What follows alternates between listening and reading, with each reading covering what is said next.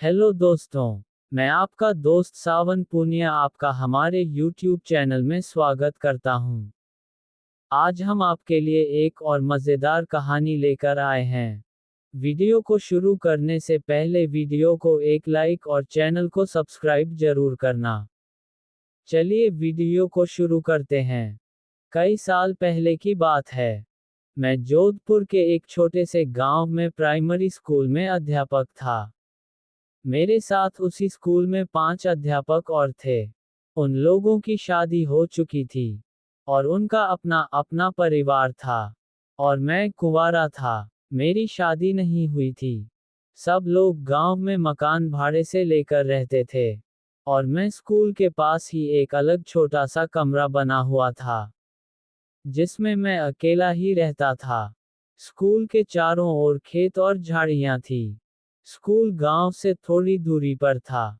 School में बिजली नहीं थी और मैं अकेला अपने कमरे में लालटेन जला के खाना बनाता और खाकर सो जाता था। तभी मेरे एक दोस्त ने बोला कि आप अपना टाइम कैसे निकलते हो? कल से हम लोग खाना खाने के बाद रात में तुम्हारे पास आएंगे।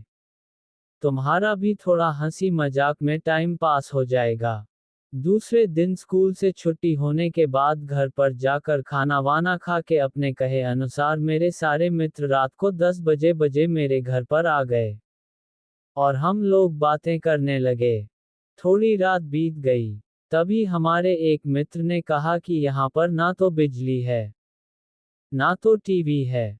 हम लोग बैठकर यहाँ पर क्या करेंगे, चलो आज हम लोग थोड़ी मस्ती करते हैं। दूसरे मित्र ने बोला हम अपने साथ ताश के पत्ते लाए हैं, चलो खेलते हैं। और हम लोग धीमी लालटेन को जलाकर उसके सामने बैठकर ताश खेलना चालू कर दिया। थोड़ी देर बाद गर्मी लगने लगी तो हमने सारी खिड़कियां खोल दी तो अच्छी हवा आने लगी और हम लोग ताश खेलने में व्यस्त हो गए। तभी हमारे तीसरे मित्र ने बोला कि हमारे पास बीड़ी और माचिस भी है, बोलो तो बीड़ी सुलगाए। हम लोगों ने बोला क्यों नहीं। तो हमारे मित्र ने 4 बीड़ी जलाई। सब ने एक एक बीड़ी अपने हाथ में ले ली। तभी एक मित्र ने बोला अरे मुझे भी तो पिलाओ। हमने हंसकर बोला क्यों मजाक कर रहे हो, अभी तो तुमने बीड़ी अपने हाथ में ली थी।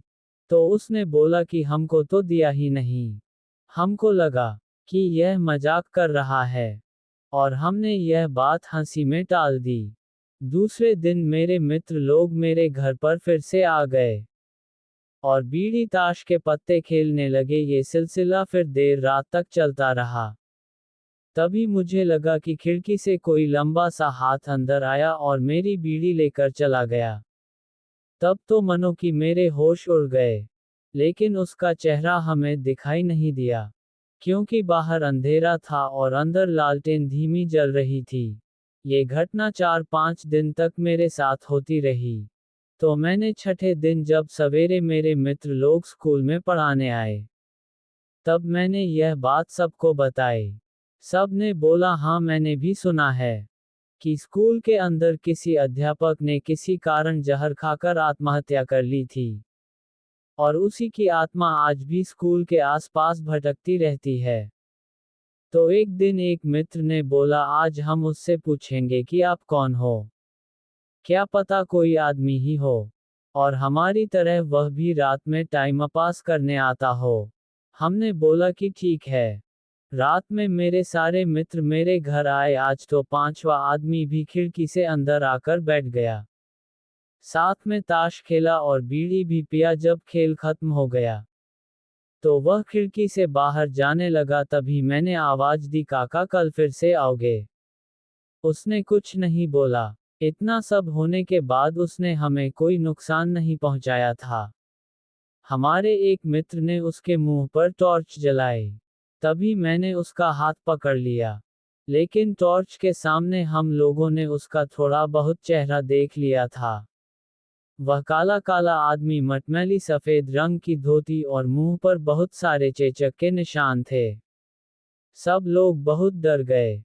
सब ने बोला चलो गांव वालों को बताते हैं। हमने बोला नहीं, बच्चों के भविष्य का सवाल है। कोई अपने बच्चों को स्कूल में पढ़ने के लिए नहीं भेजेगा, तभी एक मित्र ने बोला चलो कल से जहां पर यह जलाया गया था वहां पर बीड़ी माचिस ताश के पत्ते रख देते हैं। क्या पता इसको भी इन चीजों में दिलचस्पी हो। दूसरे दिन हम लोगों ने ऐसा ही किया तो रात में वह अंदर खेलने नहीं आया। हम लोग ऐसा 4-5 दिन में एक बार रख के आ जाते थे। एक बार गांव वालों ने देख लिया और पूछा तो हमने सारी बातें बता दी।